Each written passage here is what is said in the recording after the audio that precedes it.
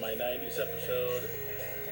In this episode, I'm going to be talking about opening up for Doug Stanhope. The Doug Stanhope, one of the weirdest weeks of my life. I spent an entire week, Tuesday through Sunday, downtown Zanies. Summer of 1998, must have been like September of 98. It was a bad time for me. I had just broken up with my fiance, and or she broke up with me, I guess.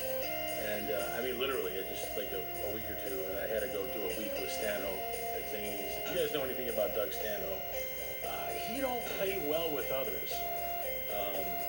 Yeah, that was nuts. Oh my God. I'll never forget. I wasn't really new, but I had been doing it for a few years. And hey, Rick, what's up, man? I'm talking about Zanies. Opening up for Doug Stanhope, Rick. Rick is the PR guy for Zanies, so you may want to document this and then send it to the Library of Congress, Mr. Geezer.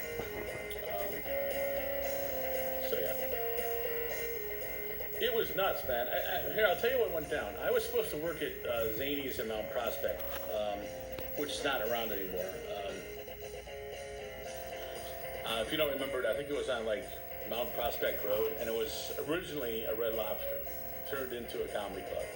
So I was supposed to work there that week. I got a last-minute call from the manager at Zanies, Bert Haas, and he's like, "Yeah, we're gonna switch you over to downtown Zanies this week." I don't know why, I just got switched over. So, wow, what a valuable lesson I learned about stand-up comedy. First of all, Doug had been around for a long time and was headlining for years at that point, and you know, he was a relatively well-known guy in the stand-up comedy community. About a year later, he went on to co-host the Man Show, the new renovated Man Show on Comedy Central with Joe Rogan. You guys know I always talk about Joe Rogan. Hey, Anthony. And it was crazy. Yeah, it was right before Doug blew up into the stratosphere. So I remember the first night I was there. And by the way, they had a backup guy for me there, Lenny Schmidt. He was there like every night, at least for the first 2 or 3 nights, because everybody thought I was going to quit because Doug was pretty, I don't want to say abusive, but let's just say was not overly friendly to old Matt here. So I was his opening act. There was a lady in the middle, I forgot her name. She was from Michigan. She was a pretty solid act. And then there was Doug.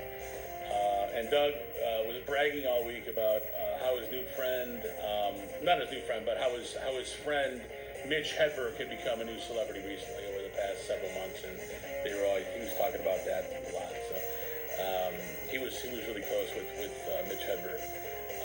But yeah, I remember the first night I went up there, and I made the mistake, and nobody should ever do a Pee Wee Herman impersonation. No one should ever do that, but I did one. Remember that, this is 1998, and it was 7 years after Pee Wee Herman got arrested for masturbating at a movie theater in Florida. So the time limit to do Pee Wee Herman impersonations had already expired years before that.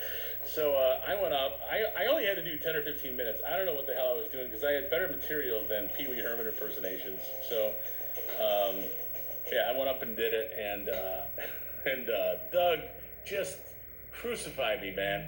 I remember him going up on stage. I introduced him. All right, give it up for Doug Stanhope. You know, he gets up there. And, you know, the audience was small and pretty weak on a Tuesday night, as most Tuesday nights are at Zanies downtown. And so he gets up there. He goes, "Come on, you guys can do better than that. There was a guy up here just a minute ago doing a fucking Pee Wee Herman impersonation. Okay? I got some grade A shit up here." Okay? And I just remember being mortified because all these comics were hanging out in the back because Doug knew so many comedians. And I really thought I was going to get fired. I really did. Nobody said anything to me about it. So, I think they were more surprised by the fact that I didn't quit. You know, I was just like, you know what? You can do whatever you want to me. This is one of the worst weeks of my life. My fiance just left me. And you can't do any more to me. Okay, so Doug, as time went on, We had a little meeting, Doug and I. We had a little powwow across the street at Burton Place. The first night, well, it might have been the second night. We went across the street after one of the shows, and we had beers and stuff. And he actually said to me, he goes, "Man, that Pee Wee Herman impersonation was brutal, dude. You got to stop doing that." He actually said this to me, and I was like, "You're right. I've been on the road for so long, and when you're on the road, you got to hack it up when you're playing like places way up in the UP or Michigan or Wisconsin or out in Youngstown, Ohio. You don't always have to hack it up, but for those late night shows, man, you gotta do some hacky impersonations. And so, doing a Pee Wee Herman impersonation back in those days, I probably just had come off the road and didn't realize what I was doing.